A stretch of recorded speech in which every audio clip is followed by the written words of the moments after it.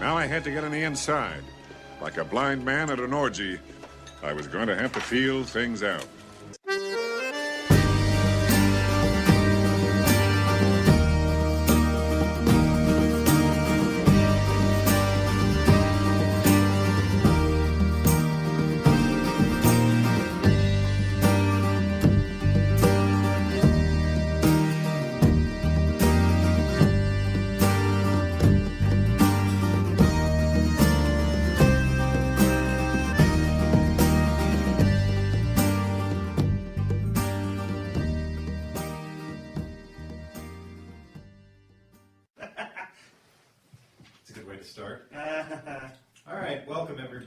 We've got a special edition of the podcast today. We've got a couple of special guests with us. In addition to our other two hosts, Zayd and Chris, we've got the producer of Too Old to Die Young, S. Wilson Lee. We? Did I say S. Wilson Lee? You did. I never said Shmoon. Oh, good God. In addition to S. Wilson Lee, we've got the two leads from the film, Chris O'Neill and Amy Hillard. Say hi. Good morning. What up? So, nothing special today. I just wanted everyone to get together and talk about their experiences making the film. Because I know you two have both, Amy and O'Neill, have both worked on features before, correct? Mm-hmm. But the four of us, this was our... Zayd, had you had any prior experience features? I can't think of one at the moment. I think this is pretty much the biggest feature I've ever helped out with, pretty much. It's certainly the first one I've directed. Stan, I think it's the first one you produced. So, let's go around the room and talk about what we learned, what our favorite parts were, everything like that. Who wants to start? This support group is a safe place for everyone. Yes. O'Neill, why don't you start?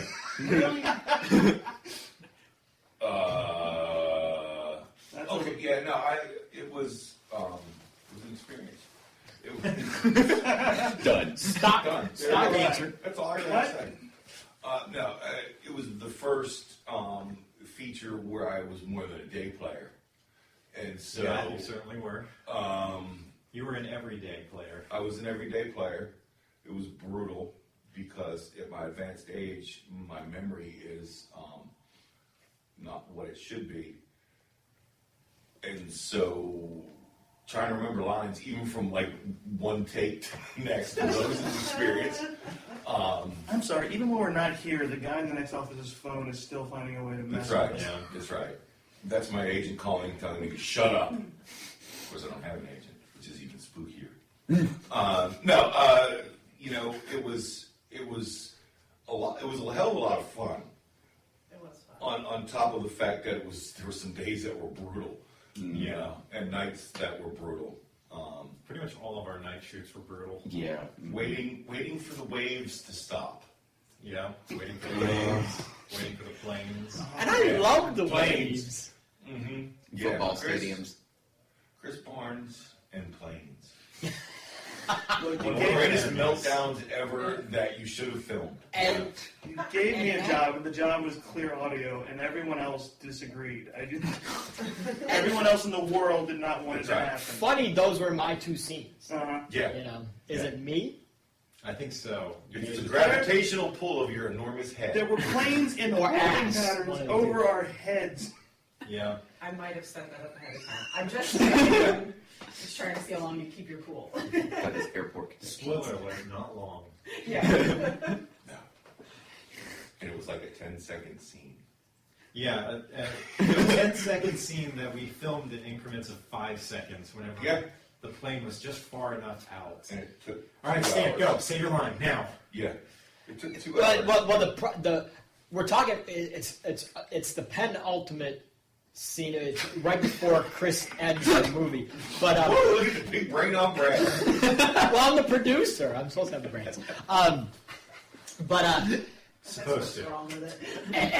And I also play the gangster. What the hell is his name? DeLuca? DeLuca with that O'Neill's I character. take that whole big brain thing back now. Then O'Neill's character consults. Basically, they have a history. But anyway, it's the final scene after he does what he needs to do to the heavy of the movie, and worst part of it is the line that I had to give. I'm walking away, so See, so that they was had to actually follow the easiest me. part. Was that Yeah, we just recorded that line separately. we did record that line That separately? was the easiest yeah. part of editing that whole scene. Because it's just you walking away from the camera. All I had to do was just put the audio in on top of that. And But so in the end, thing, the Incredible Hulk over it. love the Incredible Hulk's in it too. Yes. Awesome. The sad walking away music. Yes, that's right. but leading into that, 10-second scene, maybe a minute the most, and it took us what, 3 hours, No, not that long. No, 45 minutes. 45. Yeah, well, maybe About like an hour. hour. Yeah. But the Oh, evening yeah. that could have been done in. That also came at the end of a very long day. 'Cause Right. We've been pushing that scene back due to availability of other people. Right. So we started, I think, at 9 o'clock that morning and wrapped at 10 o'clock that night. Yeah, it was a long day. I think, yeah, that was our longest day. And I think that was the most scenes we shot in a single day. We bounced all over Rock Hill for that. Yeah, that's going back because the first week was the entire week we tried to get all the night stuff out of the way first. Yeah. The first week was just an entire week of Right. night shoots. Mm-hmm. Which was, Yeah, let's talk about that. the alley. The alley behind this office building, actually. The one and only time during the whole shoot, and I think any of my shoots, that we went over schedule. Mm-hmm. And that was because I went a little bit crazy at the start of shoot with way more setups than we would have needed. How many angles can we shoot this piece in the gravel?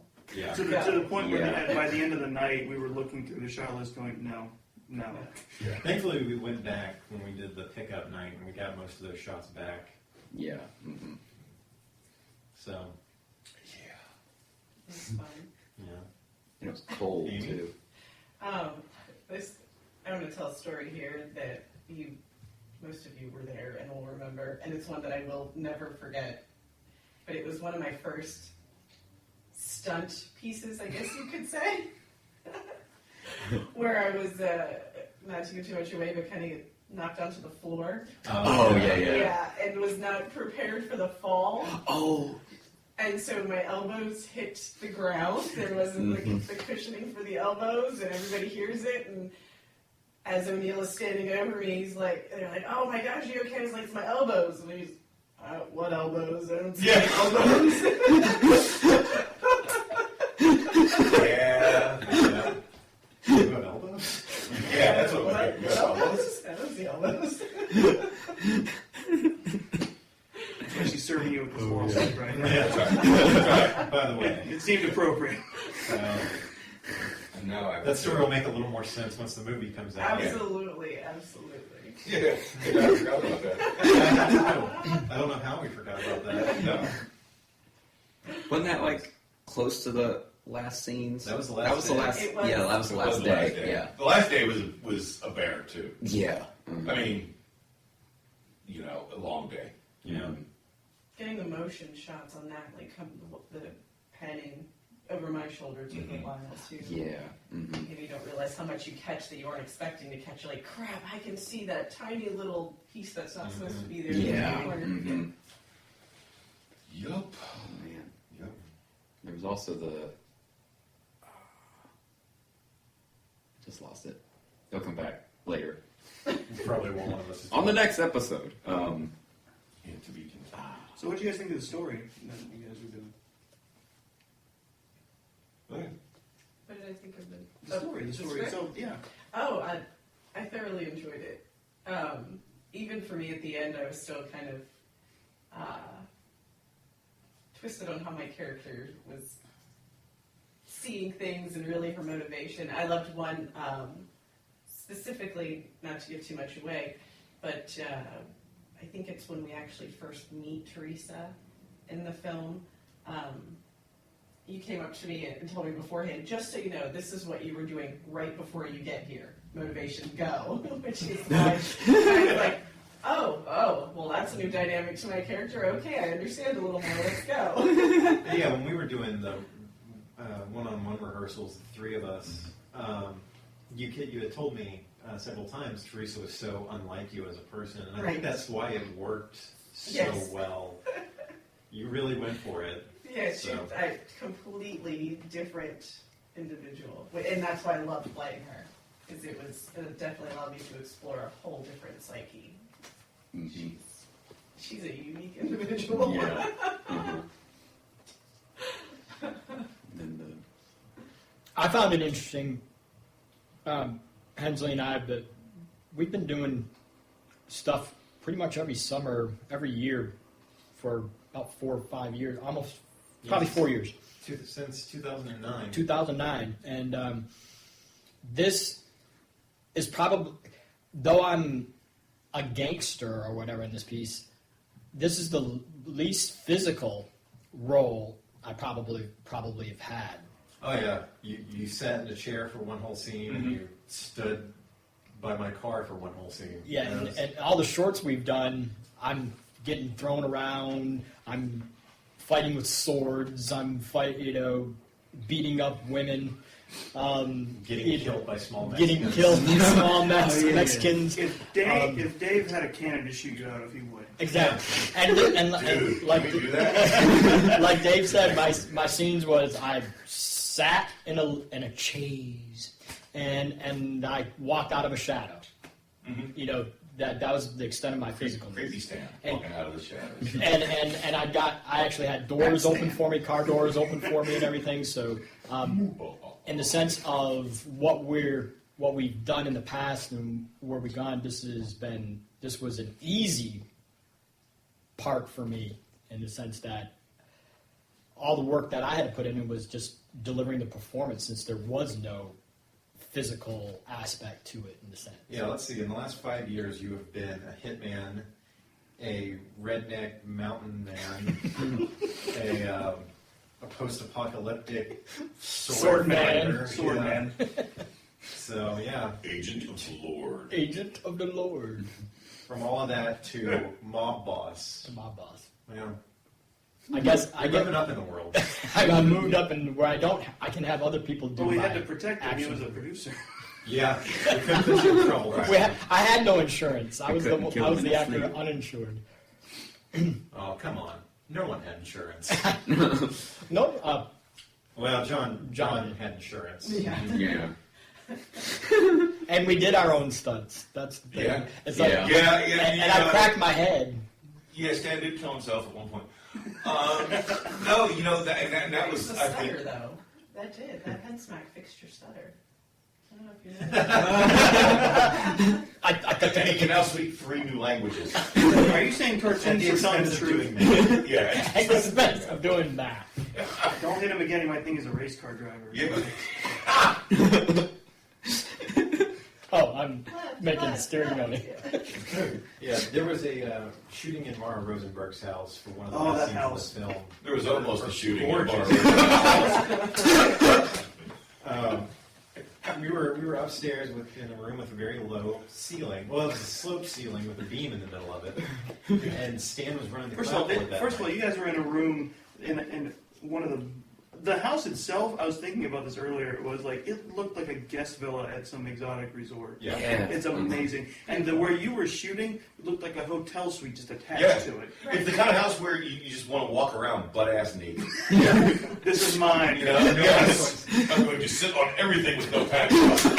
And for all intents and purposes, I did. You know, so Unfortunately, yeah. yeah. Yeah. Yes, it is a horror film, ladies and gentlemen. First time I saw Mara's house, I went out to the patio where we shot Stan and O'Neill's scene, and I was like, "This is it. This is beautiful. This is the perfect location." And so when it came time to find a location for a different part of the film, for John Goldstadt's scene, I went up to Mara's husband Marty's office, and I was like, "It's kind of small, but this will work for the scene." So while we're filming your scene during a break. I was talking to Heather, who was house sitting, and she was like, "Yeah, there's a whole guest suite upstairs." I was like, "Guest suite? Yeah. Let's take a look at this." Walked up there, looked at it. There we go. Yeah, We're in that office. We're in- like some houses have bonus rooms. This was a bonus house. Yeah, basically, it was its own separate section: bathroom, bedroom, little kitchen, I could move in there and live the rest of my life, and I don't think Mara and Marty would know I was there. Yeah. So, Stan's running the clapboard for the scene, and goes to. You were crouched behind something. You were hiding behind. Because I had to get around so I wouldn't be in the shot. That's 'cause I right. was Yeah, we were trapped. shooting wide. Yeah. And I hit record on the camera, and I call action, and the next thing I hear is a loud smack, and then hear Stan hit the ground, stood right up into a beam. The only thing I actually heard the boom, and then I don't I don't know how long I was out. It was only a few seconds, but I literally was out, and then I heard somebody, O'Neill, I think the somebody sound go, you heard was "What, your what?" brain actually rattling inside. It might have your been head. because, when I woke up, I was in a fetal position, but not on my side. I was like, You were crawling like a cat. I was, yes, I was curled up, I had that happen to me again. and I'm like, why am I in this position? And everybody's like, If you what had a happened? nickel. I literally saw the Bugs Bunny birds flying around his head. You know? That has happened to me once. It happened at summer camp, and I took there was like a cabin-wide, like an area-wide pillow fight, and someone came up behind me after stuffing a pillow down as far into the pillow and whacked me at like the base of the head. And I don't remember falling. I remember just seeing the world tilt, and then it stopped. I didn't feel anything after that blow. Yeah, it was pow out. Yeah. Oh, what happened? Oh yeah. And then we had what 2.5 hours more of. Yeah. I'm like, About more coming. He doesn't know numbers anymore. After you were evaluated by the on-set medic, of course. Oh, That's right. yeah. Uh-huh. Of course. but I was still concussed. But you came into this, just for the record, Concussed, I did. So, Yes, it was not. yes, that probably happened Yeah, and many years Yes, it ago. would have been my mom. Because of the Yeah. tight schedule that we were shooting on, it was like, oh shit, is Stan okay? Yeah, Stan's okay. All right, let's fire away. Get him on the shot, let's go. Somebody else gets a clap. Yeah. Get him a coloring book. He's fine. Yeah. You know, he's in the corner drooling and picking his nose. It really isn't helping that I'm doing all the physical gestures No, and so because radio we're or on radio. something. Stan tells Zayd last time, right? This is a podcast. No one can Yeah. see you. But Stan has a face for radio anyway, so. I do. All right, so Neil, tell us about Frank. Frank is hold on. There's a lot of me and Frank. I think some of the it's weird. It's after the fact, after we were wrapped, you know, and all that, a film came out, and it's based on a series of novels, mystery novels I read when I was younger, like in my 20s or whatever. And so I went back and started reading them, and it's amazing how much, like, subconsciously, I think I was channeling this character, you know, aspects of this character into Frank without even thinking about it, you know. And there's similarities, and, you know, of course I quizzed Dave, you know, because he wrote the movie, and he's like, no, I've never read these books, you know. And so it's weird that, you know, this character, to me, was very much like that. Yeah, I hear that too. It went away. Good. I farted. I was wondering if they were going to do construction. It's like, oh, maybe they won't. Yeah. But I think Frank was a pretty fun character because, you know, aside from like the physical stuff, you know, I spend 3/4 of the film either beating someone's ass or getting my ass beat. You know, and it's fun. You know, because the people who are beating me up are like my friends. You know, and it's all you know, and it's you know, for the most part, all fake. Yeah, you never Except Tom accidentally Moody. took a real punch. No, I didn't. I have before, but Yeah. not. I think Tom Moody was the only one that actually got. Yeah, and I want that to be a complete surprise. Oh, It's my okay. favorite part. I've watched that scene over and over and over again. In fact, we watched it again. We did, just for recording shits last and week. giggles. We said, let's watch it again because it's hysterical. Oh man, I can't yeah. wait to see it. And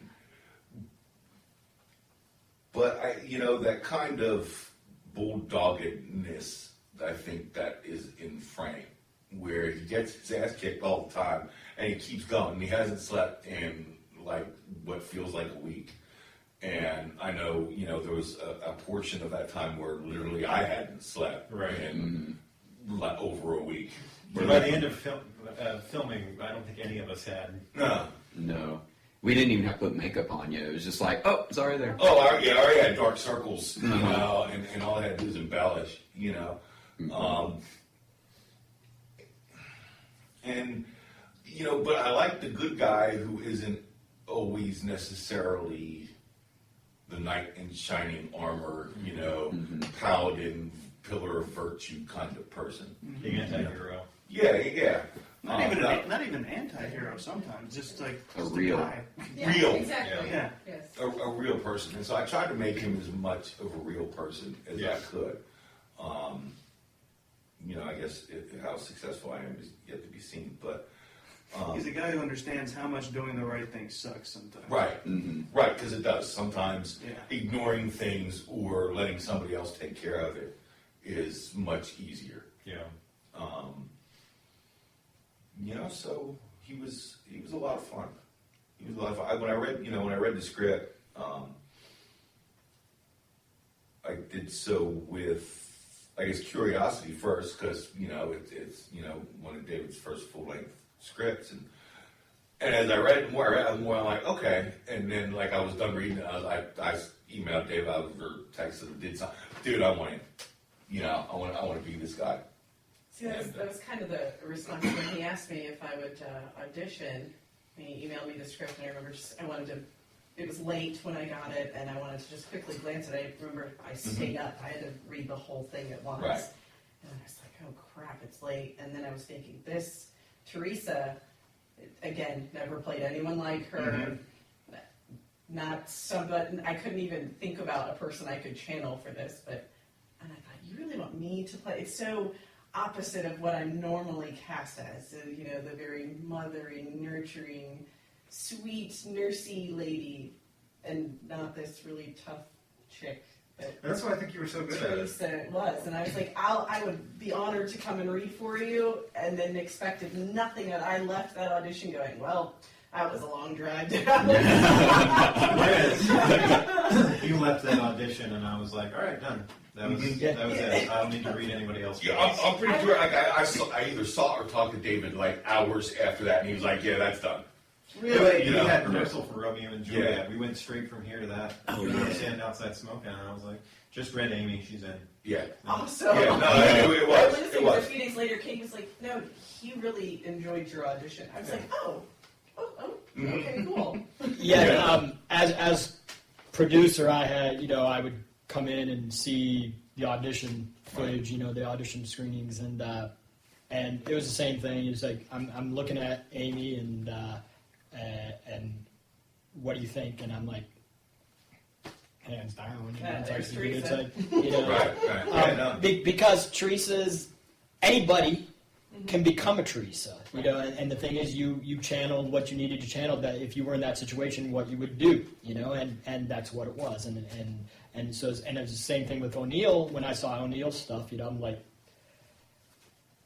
because I made Dave for shits and giggles read me as Frank too, because because that's what I was working through all our shorts, Right. So I was like, read me, and I'm like, then I saw you, I'm like, I'm DeLuca here, side.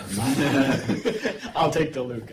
And it was basically that, that same thing is like, yeah, she did what she needed to do. So. And one of the other things I think that worked well is I really think that O'Neill and I had a good balance. We counterbalanced really well. Yeah. And I wasn't sure how that was going to come across, being that I only actually worked with you once before. Right. And so and not even in film, but once we started, even it started the readings, I was like, this is going to be good. I absolutely, he can hold Teresa just like I can hold Frank, and keep that balance there.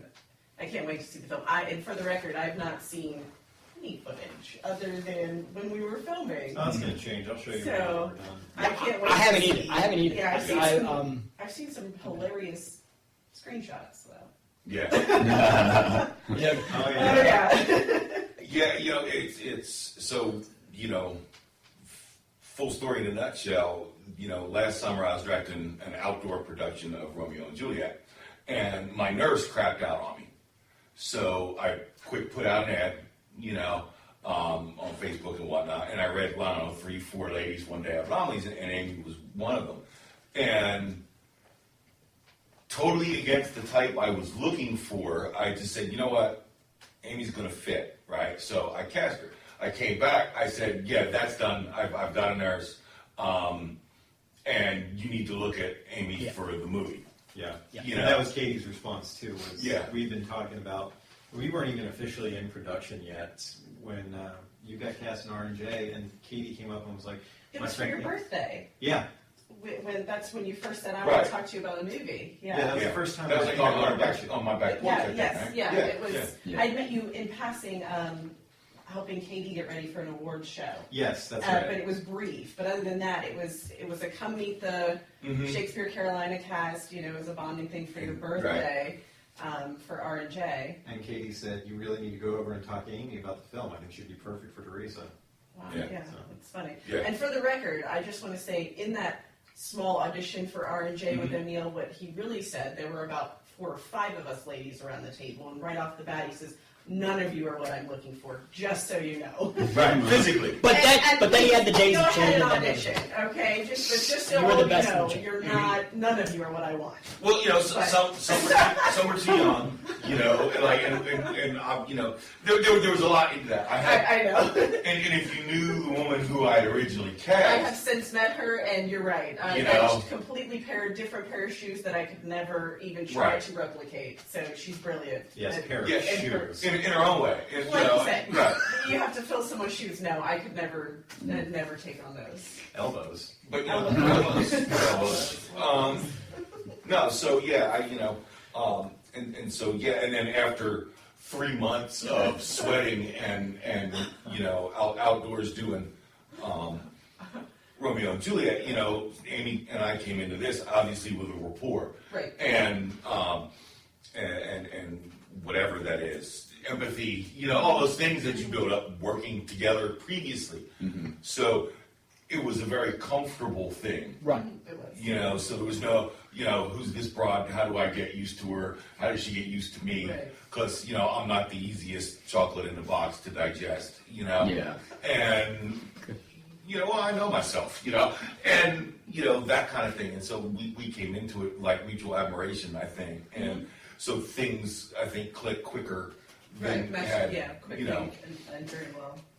And in that same vein is like, I played actually Lord Capulet, and Amy was the nurse of the Capulet family. So it's like we were able to develop a relationship there in that sense, and so in the sense of producer, actor Right. thing. I did not feel not comfortable having her around, or having Right. that. Even though I didn't get to do scenes with her as DeLuca, but the idea that her presence was there, and from the stuff that we developed during Romeo and Juliet, and that, because we ended up having a very close relationship through the Romeo and Juliet thing. Right. So that the idea of having that presence was not disconcerting. Right, It was a right. very enveloping presence, and then to match her up with you, who I've worked with a long time as well, and we've just established a rapport. And to have those two presences together was Right. very and conducive to me as a and producer. David and I have worked enough together that we know how to speak to one another when it comes to director actor. Usually I'm in the opposite way, but and a good 70% of the cast were all people I've worked with, acted with, done projects with before. So that way it was a very inviting, is that the right word? Process, very, familiar process. Right. So it was just different material than what we normally work with when we were working together. Right. Yeah, the casting process is what I want to talk about next. But Chris, you were going to say something. Oh, nothing. I was just gonna say you can tell how perfect Chris was for Frank when his first thought about him. Who's this broad? Yeah, exactly. Which I'm sad. That line isn't in the movie now. Yeah, it should have been. You can always go back in ADR. That's true. Just when he opens the door and meets him, Who's he's this like, broad? "Who's this broad?" Who's this broad? Voiceover. Yep. Yeah, we fixed that. There is a voiceover. Yeah. So we can fix that. Casting for this movie was a hell of a lot easier than I expected it to be, because I pretty much knew you were a lock after we did the first read-through of the fourth draft, Right. and you came in and actually did the audition. I knew you were Teresa the moment you finished your audition, had Stan in mind for DeLuca, but there were so many characters in the screenplay, and it was the exact opposite of what I had intended for my first feature. Because I always had a feeling, I knew, playing into our small budget, I knew I was never going to have $1 million for my first feature. So I knew I had to tailor what I wrote for a very small budget, and I was picturing, minimal locations, very small cast, and instead what I ended up with was 15 different locations and a cast of like 20, mostly day players. See, everyone lowering the bar works. Yeah. So I was so afraid going into this of how I was going to cast it. I had you two on the lock, I had Stan, I had other people in mind, but I had so many other characters to fill. And I was asking myself, how am I going to do this? And then I just started asking people. Yeah. And the response was overwhelming. I just called up Chris Walters. Hey, do you want to come down and read for this? I think you'd be good for it. Chris Walters came down, read. I showed it to Stan. We were both like, yep, he's in. That's the only person I need to read for that. Called Patrick Keenan. Yeah. He came down, read, was very enthusiastic about it. Showed it to Stan. Yeah, Patrick's in. The only minor problem that ever came up was the character of Ashley. The guy I originally had in mind wasn't available. Like, we found out about 2 weeks out he wasn't going to be available for shooting. So I was going back and forth texting O'Neill. We're 2 weeks out. Who are we going to get? And we were just texting back and forth ideas. And finally, I landed on a picture. I was Facebooking these people as O'Neill was throwing them out. And one of the guys he threw out was in a picture with J.R. Aducci. And I was like, oh shit, J.R. Right. Called him. He immediately got back to me. I sent him the script. Yeah, I'd love to. I didn't even read him. Yeah. I just, and that was the other thing too. On top of people who I've worked with before and really enjoyed with, there were people. Some of these days, two of the three names, Patrick Keenan and J.R. are people I've known for years and have never had an opportunity to do anything with. And like in the case of Patrick and I mean, we're talking 15 years we've been threatening to do something together, and it finally came together on this. Because Patrick and I, we taught acting at a Shyster school together years ago. And I love the guy. He's great. And he's a great actor. And that day was a hell of a lot of fun. that was one of the smoothest days. And The two of you and Brett Reed, that scene is just gold. Yeah, that is. And I don't think Brett Reed had ever done film before that day. He Right, came in and no. knocked it out of the park. Really? Yeah. Oh, Yeah. Well, except for No Fourth Wall. Yeah. Which he also knocked out of the park. Which, he did.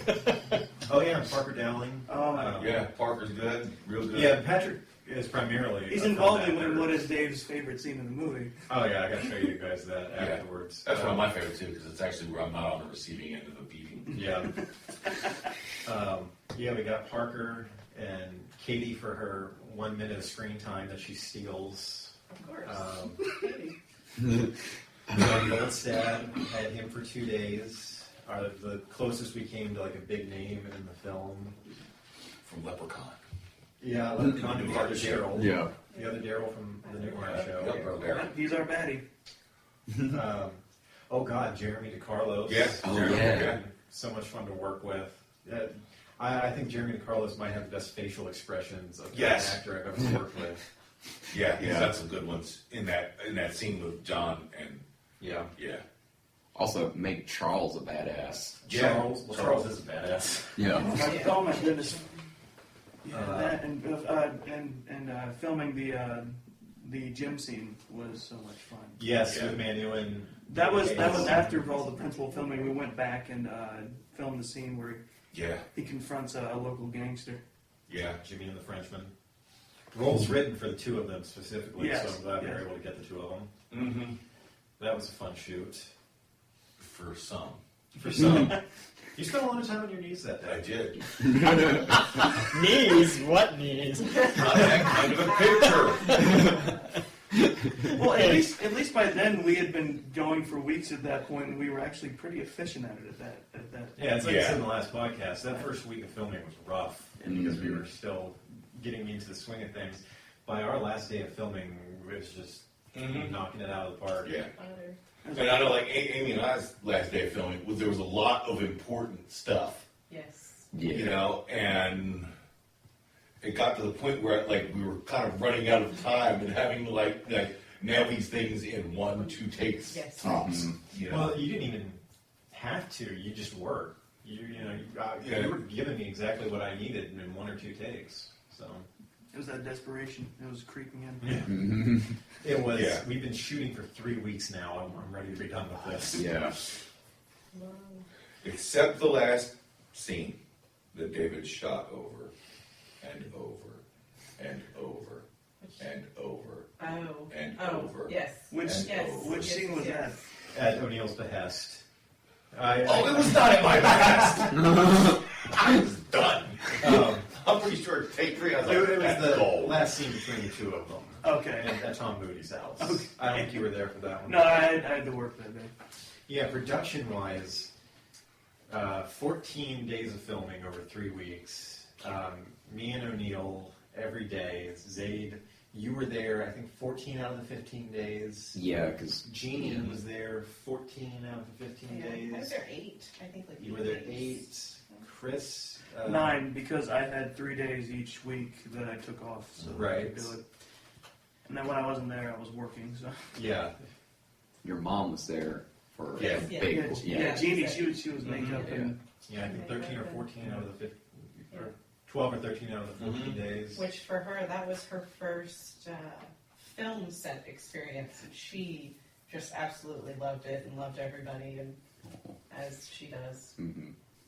And a shout out to Groucho's. I don't know if we've done that. Oh, yeah. my goodness. we did. Yeah. No, we did last time. Yeah, we- Okay. We did last time, but it bears repeating. That Yes. Groucho's is awesome. Yes, Yeah. Groucho's. Cut us a great deal catering the film. It was hard to eat Groucho's for a few weeks, Right. months Yeah. after that, but Whatever. And I talked to Kale the other day, because I still frequent there, because I didn't get to enjoy the Groucho's experience during the shoot because I was never there for dinner time. But I was having dinner there, and I was talking to Kale, and he's like really looking forward to the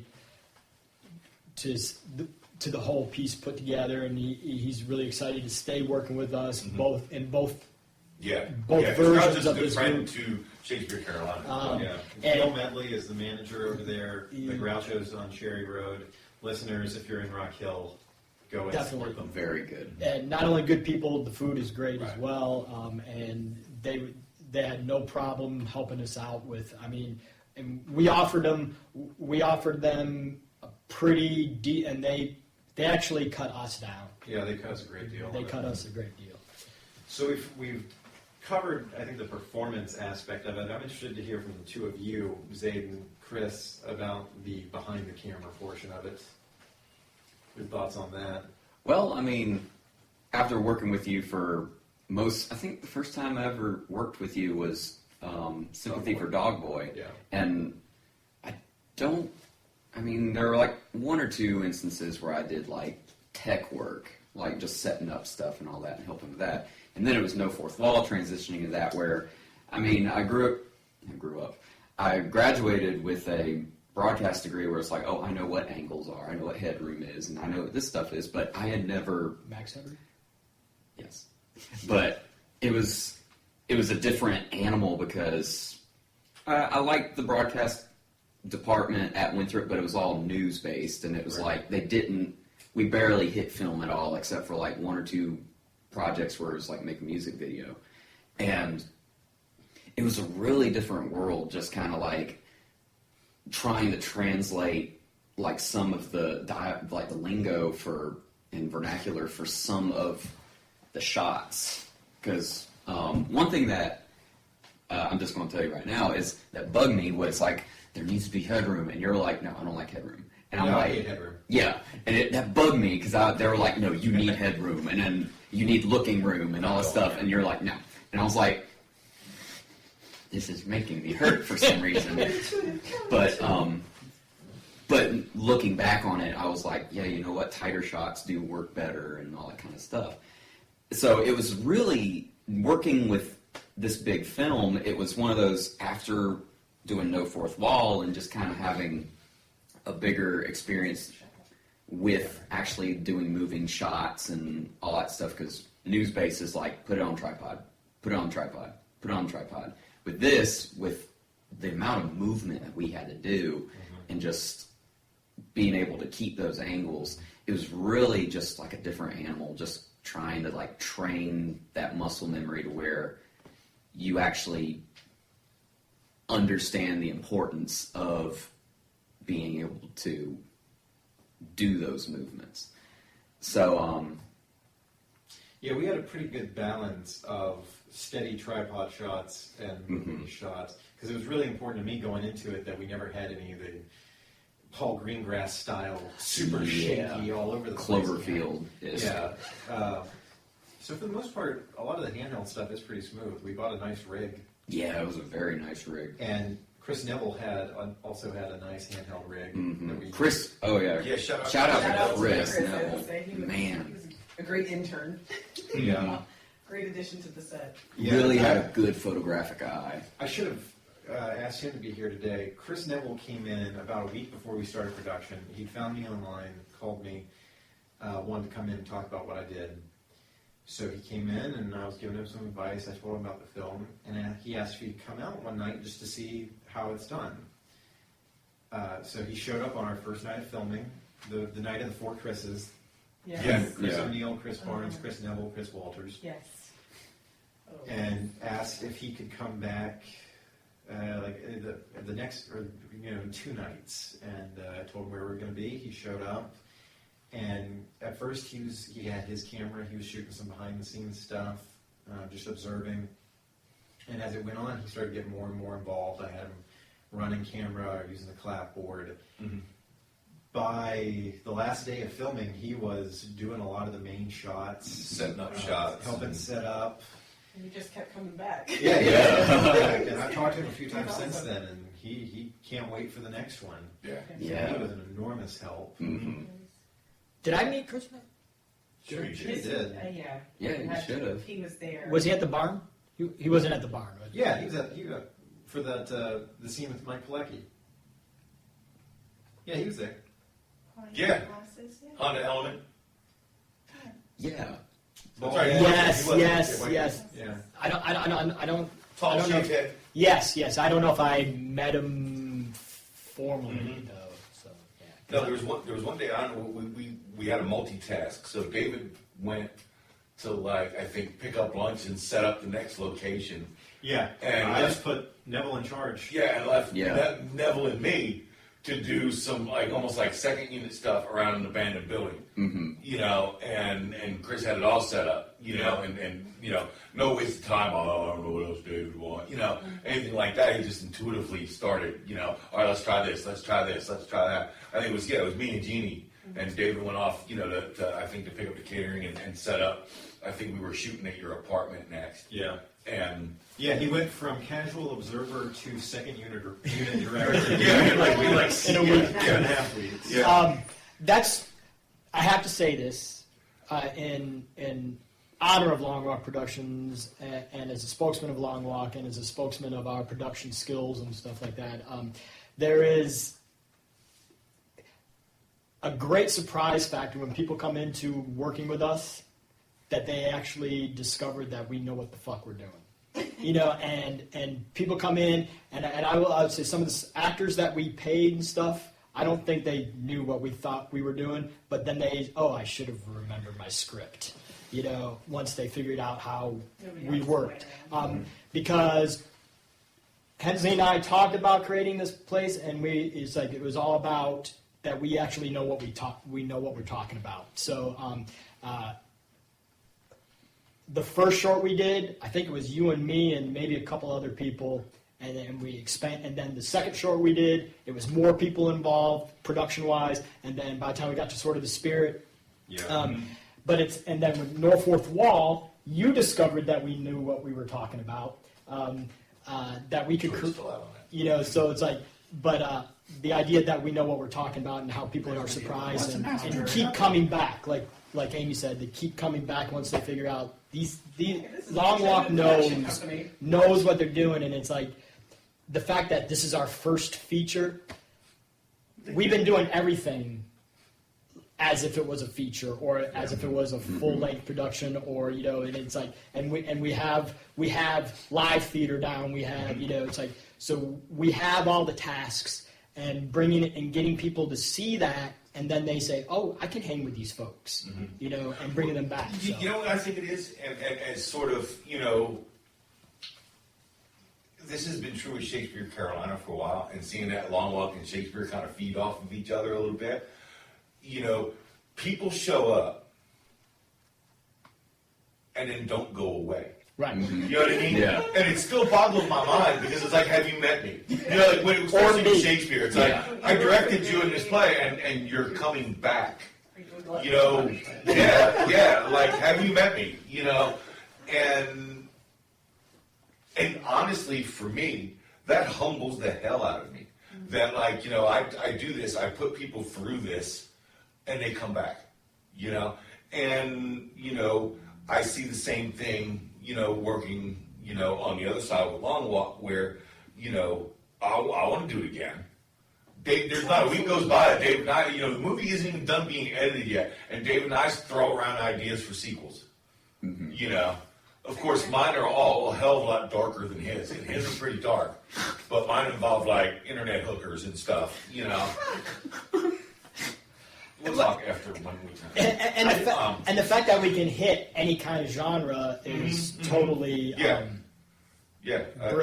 No fourth wall. The first time I saw it, it was like, oh, I went in on this shit. I just want to point out somehow. I just want to point out, people showing up and not going away is also a running plot line and no fourth wall. And talking about how we run things. I've been on film sets before, and 90% of the time I hate how they're run. I hate the hurry up and wait aspect of being on a set. You spend the majority of your time like near the craft services table, and then you show up, you do your part for a couple of takes, and then you go and you wait by the craft services table while they set up the next angle. I hate that shit. I like to run a tight ship. I like to keep everything moving. A small crew. I can't imagine us getting any bigger and having to bring on more people, because then I'm just gonna be like, what are you doing? Get the lights up. We're wasting everyone's time. Screw the lights. Just roll the camera. And I will say that's one thing that you were. I was kind of surprised coming into this, having known you from the theater aspect with Shakespeare Carolina and working that way. I wasn't sure how you were going to be as a director, and I was surprised, in a good way, that you were very efficient and very quick to keep everybody focused and on task. And listen, we're not here to screw around. We're here to get this done. Yeah. I'm not going to take up any more time of yours than I have to. And on to the next. You were very organized, very thorough. You made sure what you got quickly, and if you didn't need to do it anymore, you had your backup take, whatever, on to the next. Go, go, go. Yeah, part of that was just the way that I like to move. Part of that was practicality. Right. Because we had 14 days over 3 weeks to film a 90-minute movie. I knew I couldn't take up much more of your time than that. I had taken time off of work, 3 weeks off of work to do this film. Whenever you guys weren't on set, you were at your day job. Right. O'Neill was coming from his day job to do this. I knew we couldn't make this a 6-week shoot. It would never get done. We were either going to do it in 14 days or we weren't going to do it at all. Yeah, none of us had the luxury of time. And I could only afford 14 days. But no, and that's something I've noticed working on other projects with David is like when he comes in to shoot something, he comes in to shoot something. Yeah. It's a lot different than theater. Theater, you have time, you have more of an inclination for some of the touch you feel. Let's get to know each other. grabassery that that goes on in theater. But with this, it was like, and I appreciated it because I was there, I was prepared as I could be. Let's do this. Because I'm here. I don't know about anybody else. I love a lot of takes. I love doing it. So let's do it. Admittedly, though, O'Neill, Let's not waste time doing it, but let's do it. when it was time for yours and my scene, we made as much goof off grabassery as we could, though. But you know what, though? But That was what all we- on camera. But it was all off that's camera. right. It was all off camera, so when it was time for David to shoot, we had our rhythm, we had our pace, we had our relationship, and we sat down and boom, we made it happen. And our scenes, I mean, It's a good. I don't know, it seemed really, really efficient for our scenes that we did, even with the planes or whatever. Right, and the way And and the the sense- boats. And the boats. What really made the whole thing efficient is I think Dave has a good grasp of making movies on both an artist side and a business side. Yeah. Because I was here over the whole summer when he was planning things out, and he Right. meticulously made a shot list, Mhm. a wardrobe list, 2 months of a prop pre-production. list. Yeah. Yeah, he Oh, was. yeah. It was every day he was sitting here planning it out, how he wanted his shots to look, so that when he got there, he could set it up and get it going. Right, there was no, okay, this take is done, we've got everything we can for this one. All right, well, how do you think we should line it? What kind of shot you think we should do now? It was like, look it up in the book, all right, here we go. And the luxury is that you could take out shots. He was thinking for That was a everything. luxury. And that If you was didn't good. need Yeah. them, you could take them And out. as a director, I ask a lot of people, because I think 90% of the actor aspect of directing is casting.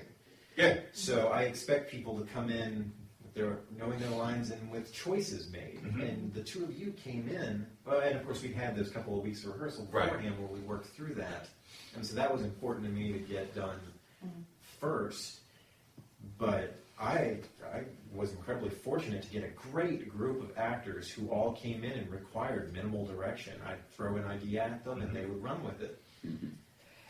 And my job as producer was easy because having worked with you, Hensley, having worked with O'Neill, having worked with Amy, having worked with Zayd and Chris, it's like I could be very hands off. I was very hands off. At the beginning, I was scheduled to be there almost every day in a sense to be, and I was there 3 days. I think. I kept 4 that, days. we're staying. And I Stay- also know. you know? Has Yeah. anybody And, checked these stands? Is he breathing? and you had mentioned this in the last podcast about it's like I asked you, where's the money going, and how's it going to be spent? What's it going to be spent on? Let me And- show you my spreadsheet, because that's what, But, exactly. and we had set up. He showed me the tax stuff. All the sheets that needed to be done for John Volstad and Screen Actors Guild and everything that needed to be done. And That no, paperwork. I had a whole concept of what You're not. Oh, Explain we're in a talking. second. whole concept of what paperwork was, and all that was set. I knew the actors involved, and I already knew how we worked, and that all we needed to do was when I had a scene, I just show up as an actor, and it made a job as a producer. I didn't have to be hands-on in that sense. I mentioned Groucho's to him when I talked to Kale. Said great idea, deal was made, done. So in the sense that we know each other's work and we know how each other works, it made it that much simpler. Confidence and abilities. And then on top of that, things would usually run smoothly to the point where Dave would get the shots he wanted and then be open to suggestion. Yeah. Yeah, let's And play we around. got a lot of different interesting shots because of that. Yeah. And the greatest line ever committed that didn't get committed. Kill him in his sleep while Sleeping. Yeah, and unfortunately, we were shooting 2 cameras on that one, and both of them were on O'Neill. So we can hear the Yeah. line. See me start laughing. Yeah. And hear everyone start breaking. Wait, no, there was a camera on him. Mm-mm. Really? No, I went back to the Oh, you footage. did? Oh, I wanted to okay. include that in the bloopers. Okay. I think it was the biggest break because it was happening so late into the shoot that night. Mm-hmm. Everyone was tired, and then and we were all trying our best to keep it together. And then, and Stan, to his, like I said, to his credit, he kept his straight. He was going. And then Zayd broke. Yeah. Because I think it took a second. It was the laughter from behind the couch kind of thing. Yeah. And And Charles is like, Yeah. yeah.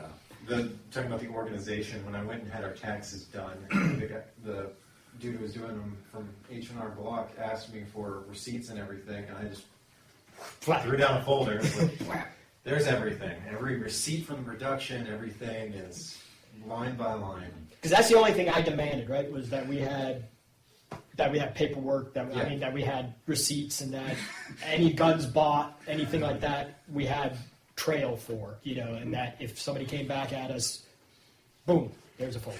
There's right in. Next year, before you hand that folder to the guy, you should just drop a shoebox full of crumpled up paper. No, I'm just kidding.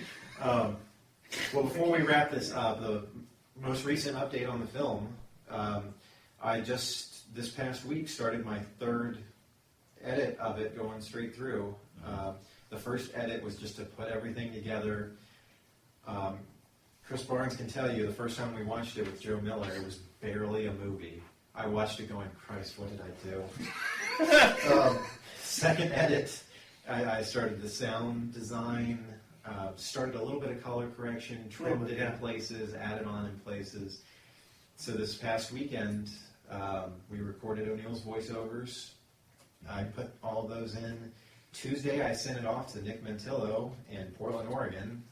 Nick has done the music for everything we've done so far. He and his band provided a lot of the music for No Fourth Wall.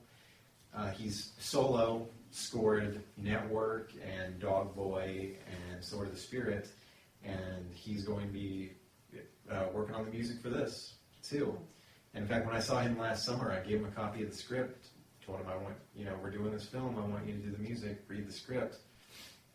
Called him right before we started production. And he's like, oh yeah, I read the script over the summer and I've already got ideas. I'm already thinking of things. As soon as you get me the film, I'll start working. So he should have that by now. I sent it out on Tuesday.